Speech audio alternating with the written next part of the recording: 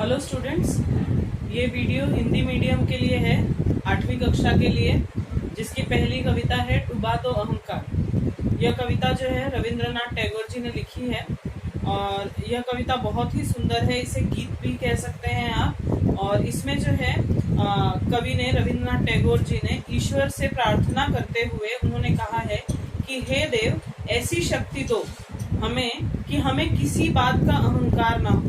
आप सभी जानते हैं अहंकार जो है वो जीवन में बहुत ही बुरा माना जाता है। जिस व्यक्ति को अहंकार में अगर हम पाते हैं तो वह व्यक्ति कभी भी आगे नहीं बढ़ सकता, उसका कोई भी विकास होना संभव नहीं है। और इस गीत में कवि ने जो है अहंकार और अत्याचार से बचने की हमें सलाह दी है या हमें ऐसी कोशिश करने के लिए कहा गया है। तो ये जो है ये एक प्रार्थना आप समझ लीजिए जो कि ईश्वर से की गई है, हमें अपने लिए करनी है ये प्रार्थना। तो कवि कहते हैं, मेरा शीश नवा दो अपनी चरण धूल के तल में, देव डुबा दो अहंकार सब मेरे आंसू जल में। मेरा शीश नवा दो, शीश का अर्थ होता है सर, और नवा देना जो है वो एक तरह से शीश नवाना, आप देख सकते हैं कि शब्दार्थ में मुहावरा दिया गया है शीश नवाना।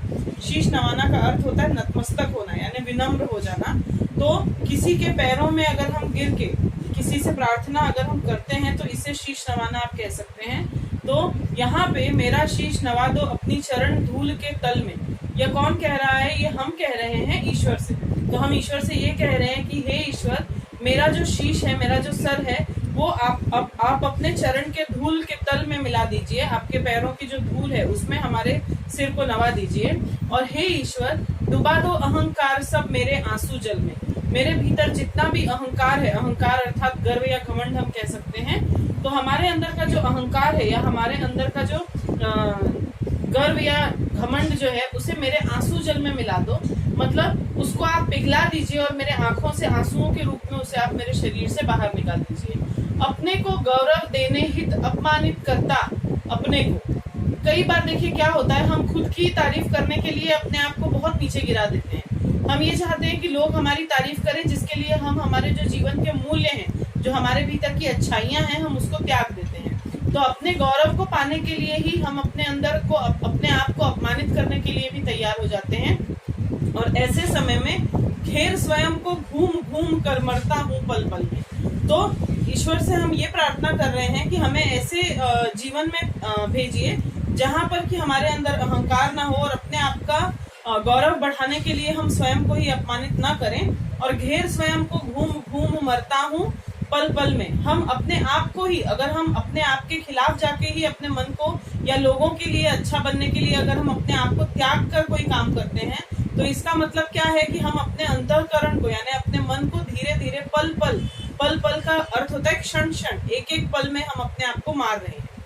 देव डुबा दो अहंकार सब मेरे आंसू जल में। तो मेरे अहंकार को हे ईश्वर ऐसा पिघला दीजिए और मेरे शरीर से मेरे आंसुओं के रूप में उसे बाहर निकाल दीजिए। अगला जो अंतिम परिच्छेद है इसमें, उसमें लिखा है, अपने कर्मों में न करूं मैं आत्म प्रचार प्रभु, अपनी ही इच्छा मेरे जीवन में पूर्ण करूं। अर्थात ये है कि अपने कामों में न करूं मैं अपने कामों में क्या न करूं? आत्म प्रचार न करूं। प्रभु जो है, प्रभु का अर्थ प्रभु ही है, उसे केवल काव्यात्मक रूप देने के लिए उसे प्रभु लिखा गया है। आत्म प्रचार का अर्थ आप देख सकते हैं, आत्मस्तुति दिया गया है, यानी अपनी ही तारीफ। तो अपने कामों के लिए मैं अपनी ही तारीफ ना करूं और अपनी ही इच्छा जो है, मेरे अंदर की जो इच्छा है उसे आप अपने अनुसार पूर्ण करो, या अपनी ही इच्छा मेरे जीवन में पूर्ण करो। मतलब मेरे जीवन में जो मेरी इच्छाएं हैं उसको आप अपना रूप देकर पूरा कीजिए। मुझको अपनी चरम शांति दो, प्राणों में वह परम कांति दो।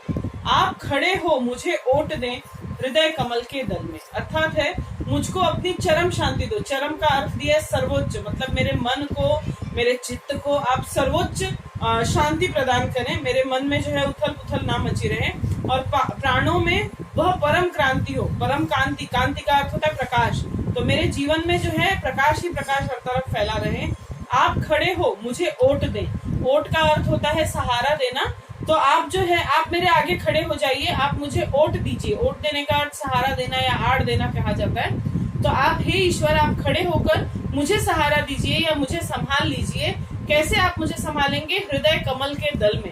आपके मन में जो कमल है, प्रेम का जो कमल खिला हुआ है, उसमें आप मुझे सहारा देंगे। तो देव डुबा दो अहंकार सब मेरे आंसू जल में। तो हे ईश्वर, मेरे भीतर का जो भी अहंकार है उसे आंसुओं के रूप में बदल कर आप मेरे आंखों से बाहर निकाल दीजिए, अर्थात मेरे जीवन में अहंकार और अत्याचार के प्रति कोई भी भावना न हो। तो ये आपकी कविता थी डुबा दो अहंकार, रविंद्रनाथ टैगोर जी द्वारा लिखी हुई। धन्यवाद।